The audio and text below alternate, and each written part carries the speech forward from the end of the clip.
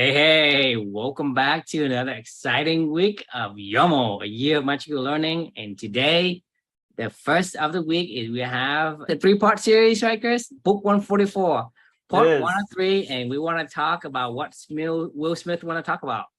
This was the first book when I first started writing all these reflections, I gave myself the rule that you could write one reflection per book, except for your top five favorites, you can write up to five. That was the rule that I gave myself when I started this thing out. Because I was like, I knew there was at least five books that I'd already read that I was like, man, there's just way too much I want to say about these books. So like I gave myself a little bit of permission to do that. So I had that all planned out. I was like, one book. Yeah, don't for permission. Exactly. So I ironically I get to Will Smith's book, and I don't know why. It was a really good book. I really, really loved it. And for whatever reason, I had a lot going on in my mind after I got done with it, and I was like, you know what, I'm gonna break the rules. I'm gonna write three reflections for this one. And I was like, man, and then it opened the floodgates after that. So you'll start to see as this journey goes on, there'll be a lot more It books. doesn't matter. All we want is what can we learn from you today? Exactly. It wasn't just about I'm glad that I did that too, because there's so many other learned and applied. You're skimming out on us Right, with all those nuggets of information that could help us with our lives and whatnot. Exactly. So today's reflection for Will Smith's book, his autobiography, is called Method Acting. Here goes. The book, if in case you don't, I guess you've lived under a rock for your entire life. Will Smith is one of the biggest Hollywood stars in the world, an amazing rapper slash TV, icon with Fresh Prince of Bel-Air, producer of movies, and his kids both are, pretty famous. And he has a famous wife named Jada, who is also a famous actress. Like, they're basically like Hollywood power couple kind of people. I mean, if you don't know who Will Smith is, then I don't know, like, what's wrong with you? But it doesn't matter. All we want to know is, what has he uncovered the diamond in the rough, and just give to us polish, and then we'll take it and we use it for our lives.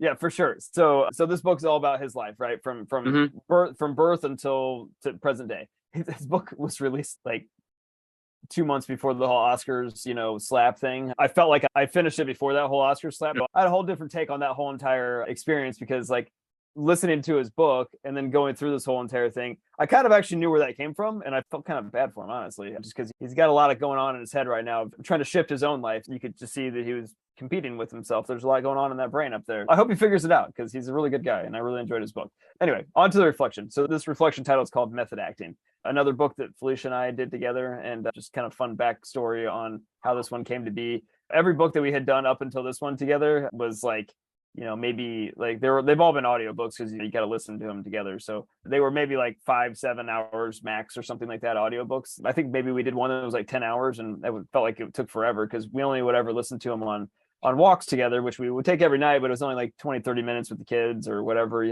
So it took a while. It always would take like 3 or 4 weeks before we would finish any book. So she comes to me and she's like, hey, I really want to do Will Smith's book. And I go, okay, sure, I guess. I don't know. I mean, I don't know anything about it. And I was like, why do you want to do that book? And she was like, I don't know. I heard it was really good. So I went to go look at it on Audible, and it was like 16 hours. And I was like, holy shit. I was like, Felicia, like, we can't, like, this will take us like 3 months to finish, And she was like, I don't care. Let's check it out. So, when your wife says to do something, you do it. We had actually ended up finishing this in 2 weeks. We both loved it. Like, it was just like, she was listening to a book. Anytime that we could find some free time, we were like, hey, turn on a Will Smith book or something like that. It was like Saturday morning breakfast. Like, let's turn on the Will Smith book. Like, it was a really good book. We both really enjoyed it and had a great experience. Now, on to the reflection, though. So one of the things that I just couldn't get out of my head after listening to this, the first movie that Will Smith ever did, if you don't know, Will Smith was in this really famous TV show called The Fresh Prince of Bel-Air. So his rap persona was the Fresh Prince. DJ Jazzy Jeff and the Fresh Prince was his rap persona. The show was pitched to him to become the Fresh Prince of Bel-Air. So to have this hip hop dude from West Philadelphia move to Bel-Air and move in with his uncle and his aunt, and kind of, poor inner city kid meets rich Bel-Air people, was the whole premise of the show. So he had like this persona of this is Will Smith. He was this goofy, funny guy, from the hood, rapper, actor, whatever. He wanted to completely, as he went into Hollywood, he had his mindset on trying to become the biggest Hollywood star that's ever been. That was his goal. Like, when he set out to do movies, he was like, I want to be the biggest star, bigger than Arnold Schwarzenegger or Sylvester Stallone, whatever. He's like, I want to be the biggest person you could possibly be, action star. He was like, in order to do that first, he was like, I got to convince people I can act. So he took this role in this movie called 6 Degrees of Separation. No, I have not. So he took this role as this movie called 6 Degrees of Separation. It was a serious movie. His role was he chose this role to play this con man named Paul. And this guy's persona was the exact opposite of Will Smith, the Fresh Prince's persona. They couldn't be further opposites. To get into the mindset of being Paul and to really put his heart and soul into it, he decided he was going to test out this type of acting called method acting, where he would pretend to be Paul in his real life for 6 months leading up to the production of the show, in hopes to like retrain his mind to like, you know, to think Paul, like not Will, I'm Paul, you know, and what would Paul do kind of stuff, right? So he does this and he shoots the movie and he gets the validation that he likes. Everybody's like, wow, he's an amazing actor. Like I didn't know Will Smith could do something like that. You know, he ended up getting everything that he wanted to get out of that movie in terms of exposure from it and experience. He did. So he got his foot into Hollywood, and that was his way he got into it. The weird thing was about this whole entire process for him, though, when he came back to his real life, back to the Fresh Prince of Bel-Air shooting the TV show, he was no longer Will anymore. Like he was like, I kind of had lost myself. And he was like, I didn't see it, but all the castmates and his friends and his wife and everybody that was around him was like, something's wrong with you, bro. And he was like, I don't know what you're talking about. I'm just Will, you know? And he could not figure out, like, Paul was still kind of hanging on to Will, and he was, you know, kind of in this weird spot, right?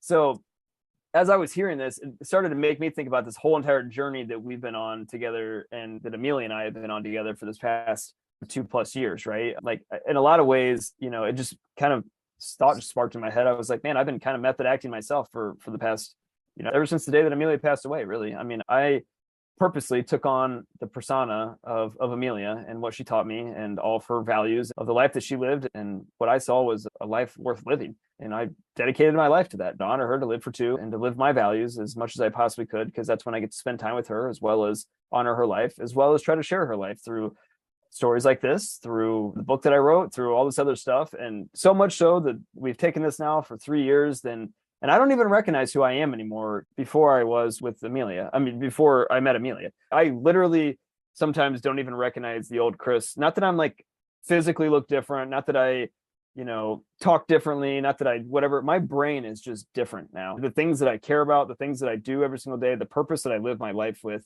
that was all spurred by my daughter and trying to live a life of purpose with her. It kind of just dawned on me. I've really been method acting myself for the past couple of years, but the only difference is I don't want this to ever go away.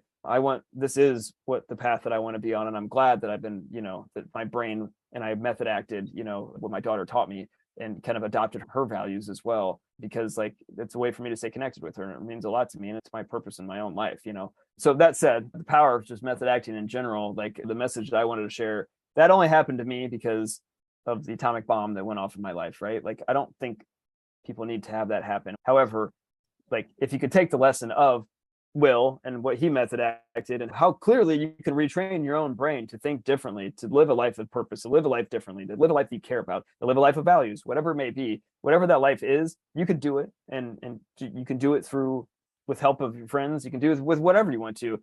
Like, don't wait on something else to blow up your life before you make that decision, right? Is kind of the big lesson from this. But method acting is real. Like, pretend who you want to be and go do it. And then you will become that person eventually. So yeah, that's it. Love to get your thoughts. How can you leverage your values to method act like the person you want to be and impact your life?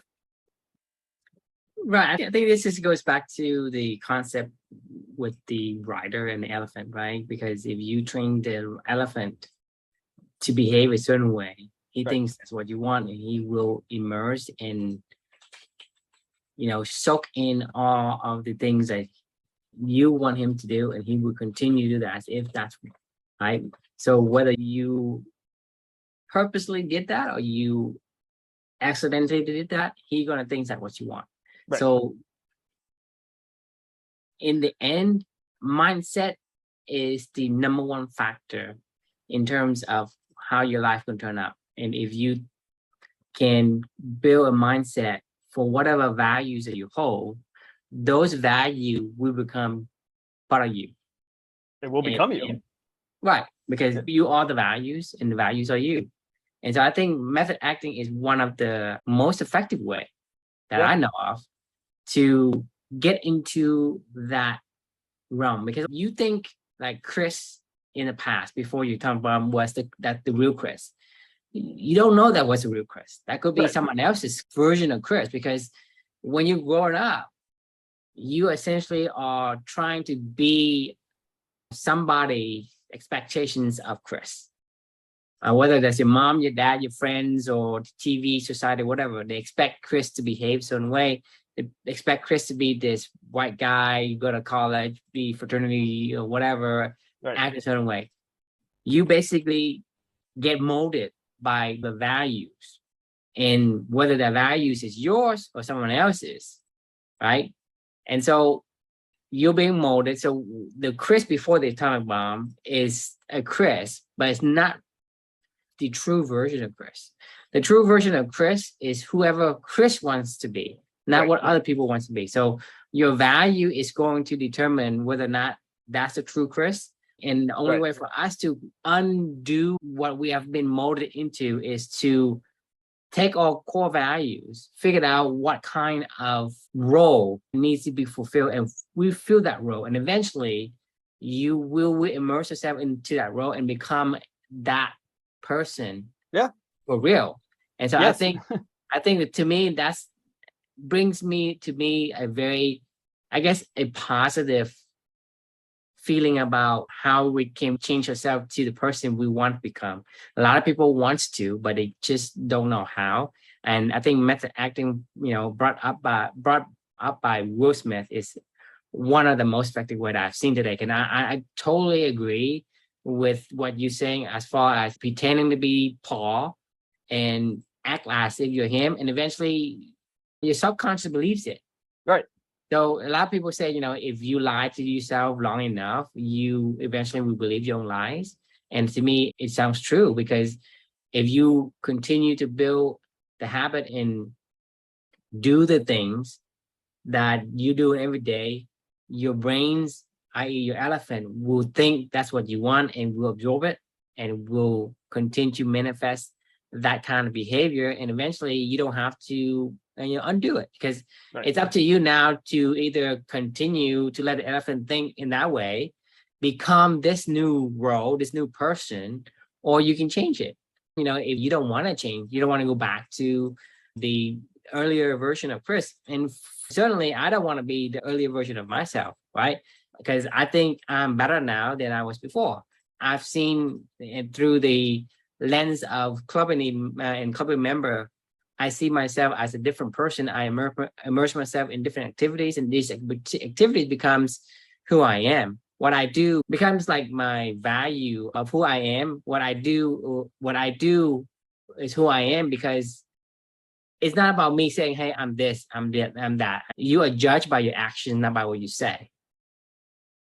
And so in order for you to become somebody, if you're not happy with the way that your life turned out today, and you think you know what that version of yourself should be, you should start to method act into that role. And for Will Smith, now he did that like 2 weeks. No, I think he did it for like 6 months. I mean, but it takes time. Actually, I mean, but eventually it will. It does. But you're talking about like entire lifetime, right? Versus the 6 months of, hey, I need to become this other person. You can method act yourself into becoming that person for real. And when you do, and you carry that core value with you, you're gonna like who you are. You're gonna like who you hang out with. You're gonna like the surroundings and your environment.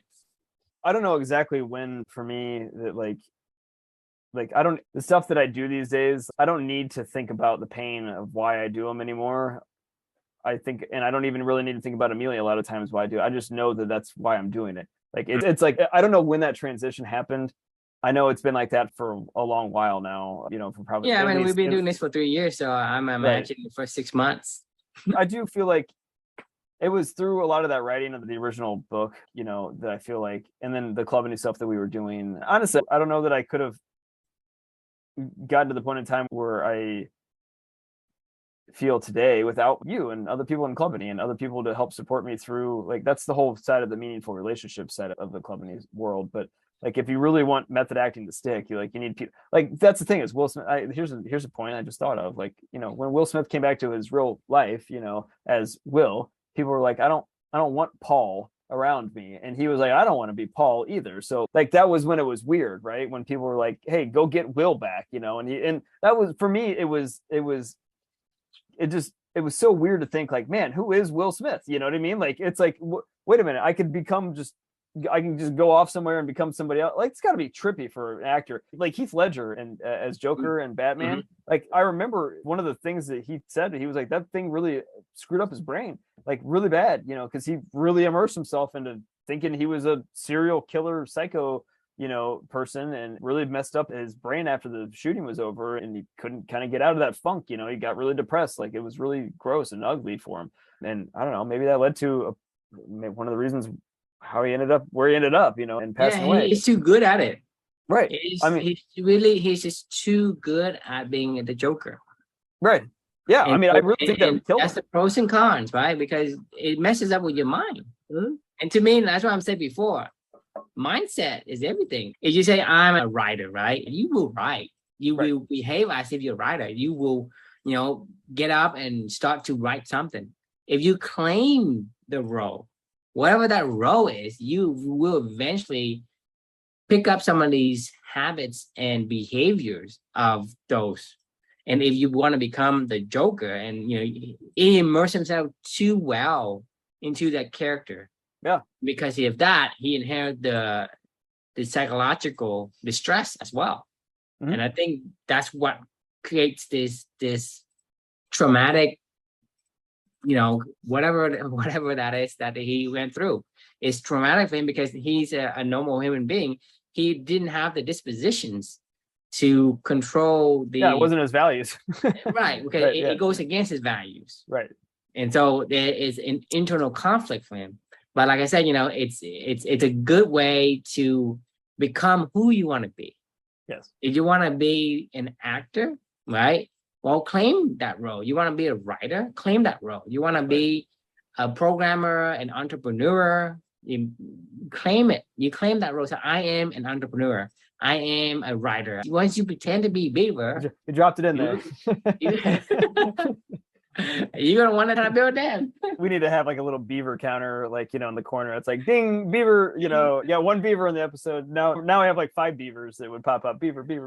You know, yeah. Oh, we should totally do that. We should someday. We actually want to edit these things if we ever do. Like, we should totally have like a Beaver counter somewhere. And then we can do a tally of all the Beaver reference throughout all the podcast episodes. Let's see how many did I mention Beaver. What do you think we're at? You think 200 beavers so far? Probably more. How many beaver have we mentioned in this one? Probably I mean, shit, we've had 10 beavers already. Like, you know, now 11. That's funny. No, I mean, I really do think this is like, don't method act the stuff you don't want to do. But it's funny when you like, I don't want to call living your values method acting. Like, the weird thing is like... The thing is that you're not always at a stage where you have to... Because you are already living you are performing another role. Right. You're performing a role that was given to you by society. You're always method acting. Like, we've talked about this in the past. Like, you're either living your values or you're living somebody else's values. Because if I go to school and I start a fight, right? What do you think happens to me if I start a fight? You get kicked out of school. They say you got to go to detention, right? Go to correction, right? Correction hall, right? Detention. If I go to school and I start a fight, right? I was told I can't do that. If I go to school and I skip the line, I was told I can't do that. Right? I go to school and I say, you know, I want to color outside the line. I was told I can't do that. Right. I go to school and I speak out of turn. I was told I can't do that. So I was being told how to be me. Yeah, for sure. I mean, it's been drilled into you since you... So these roles are not yours. You didn't create your own role. Someone else created for you. Yeah, I agree. So you are right now, whoever you are, if you are alive, you are playing a role. Right. Whether that role is something you want or not, by chance. And chances are it's not. Yep. What you want. So that means you have to be able to transitions into the role that you want. You have to method act into it, because you can't just say, I'm going to start, you know, how can you go from one role to another role?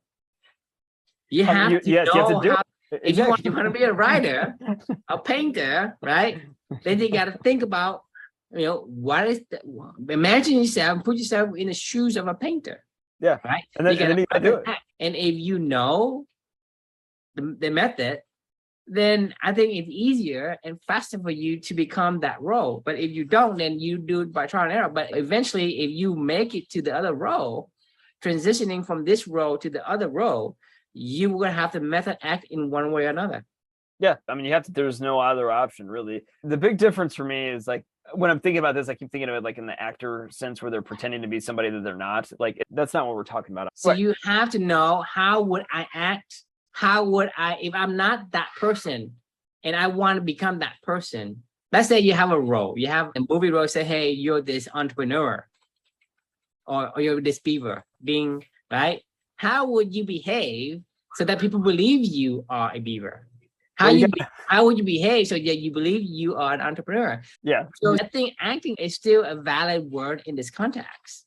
Do you remember Matthew McConaughey's Green Lights book? You remember when he used to always say, you know, I got to find my man? He said that like all the time about when he would get a new character. He was like, I got to find my man. He'd have to really invent somebody. Like, what do they care about? What do they do? What's important to them? What's not? He did method acting as well. All the time. I mean, that's when he did his, you know, all right guy. He was just sitting around thinking like, what would this dude say? You know, and that's what came to him spontaneously. It was like, you know what I love about them high school girls? Like, you know, that wasn't him speaking. It was the character. Was it a character? Right. I think it applies in real life as well, because if you want to be that person, you want to be. What are you about to say, Beaver? If you want to be somebody, you have to first act that role. Yeah. In order for you to become. You cannot just automatically just become. It's not possible. There's a transition period. And acting is that bridge. So I don't see how you can take the word act. So the fun thing about, you know, Amelia, not fun, but the interesting thing about Amelia is like endurance and enduring was not a value that I even remotely held ever. Like, I mean, I was a sprinter. Like like you wouldn't ever catch me running longer than a mile. And if I did, like, it was because somebody like literally chase you, had chasing me. Yeah. Or something like that. Like, I mean, but I ran all the time, but I sprinted. Like, I mean, I would go as fast as I could in everything that I did in life. Like Amelia she's an endurance. She's a marathon runner. I mean, she's like, enduring is one of my core values now, right? Like what we talked about. Like when I think of myself, I run every day. I mean, every damn day of my life, I run now distances, you know, long distance. This is what you do as well. You are method acting. It was literally how I got out of bed the first day, you know, and every day after that. I mean, she's a part of me at this point in time and how she lived her life. And I'm damn proud to have adopted her values and helped me to mold them with Chris before, with now Chris afterwards, so we can live a life together, which is what I call living for two. I mean, that's literally what it is, you know, and that's what I think about every single day. It's like, it's not me doing this stuff, it's us doing this stuff, because that's how I get to connect with her, and that's how I get to still think to you know, do stuff with her in my life, you know. And so I mean, you just, because the thing is, that's how you inherit some of her core values, because enduring wasn't your value, but you ask yourself, what would Amelia do? And then you basically, if I were Amelia, what would I do? Right? You basically become her, method act as her role, and you take on her values. 100%. I mean, you see that all the time with Jesus Christ, right? You know, I mean, like, hell, there's the you know, the what would WWJD, like, what would Jesus do? I mean, like, you get taught your I mean, it changes your behavior. You think about it. I mean, if you ask what would Jesus do, it changes the behavior, because you know how Jesus would behave. Jesus wouldn't go and bang somebody over the head. Right. With a baseball bat, right? So you wouldn't do it because you method act into his particular characteristic. We do that in church every day. You get taught that your entire life. That's a part of our being, you know, of like, how do you think about what would Jesus do? Or what, see God in everyone, right? Like, and what does that mean? It's just really interesting to think about how much we can train our elephants. If you put it toward a good positive thing, it can be great. If you put it toward a negative thing, you could become Heath Ledger.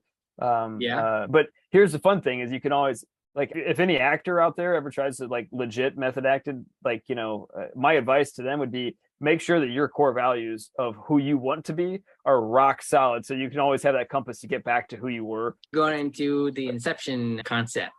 Yeah, pretty much. And you're going to be like, who the hell was Will Smith? Up, which is down, which is real, which is fake. Yeah. Dream within a dream within a dream. Which one? right. To get back to that's your core values, right? Your actual core values you got to spend to get back into reality after method acting. You need breadcrumbs, or you need some kind of string attached to the cornerstone of where you need to get back to. Right. You get lost. And the thing is, like, if you lie yourself long enough, eventually you will believe your own lie. Oh yeah. Right. And so method acting and pretending to becoming one person long enough, your conscious will think it's real. It is real. The good thing is you can use it to become somebody good, somebody who you want to be. And the bad thing is if you become a person without your own conscious of it, then you can turn into this, bad person. You let somebody else's write your own story. You find yourself yelling at a waiter in, some bougie New York City restaurant, and you're like crying about your sparkling water wasn't, crisp enough or something. Like, and all of a sudden you look up and you're like, what the hell am I talking about? Like, this isn't who I want to be, Anyway, I'm going on a tangent now. I know we're probably past time because we did an activity beforehand today. Any final thoughts? I would say, to drive the point home, instead of asking what would Jesus do, ask what would the real me do? What is the you that you what I, as in the person you want to become, do? Now you're getting into like really deep talk where I call that God, actually, because then you're just talking to God. No, you are. That's what I'm saying. Like, this could be a rabbit hole topic to go down for a very, very long time, because I truly believe that, like, when I'm talking to myself, I'm not just talking to myself. I could talk to somebody else in my own head, but it's me, but it's also God, but it's also whatever I want it to be, really, to be able to reflect those ideas back to each other and to help guide each other. Anyway, we could. All we have to do is figure out who you want to be and pretend to be that person until you become that person. Agreed. That's it. Yeah. The question we can leave for everybody then is, how can you leverage values to method act like the person you want to be to impact your life? Something to think about. It's a valuable lesson, I thought. Glad we talked about it, and we will see you tomorrow night. Sounds good. Good night.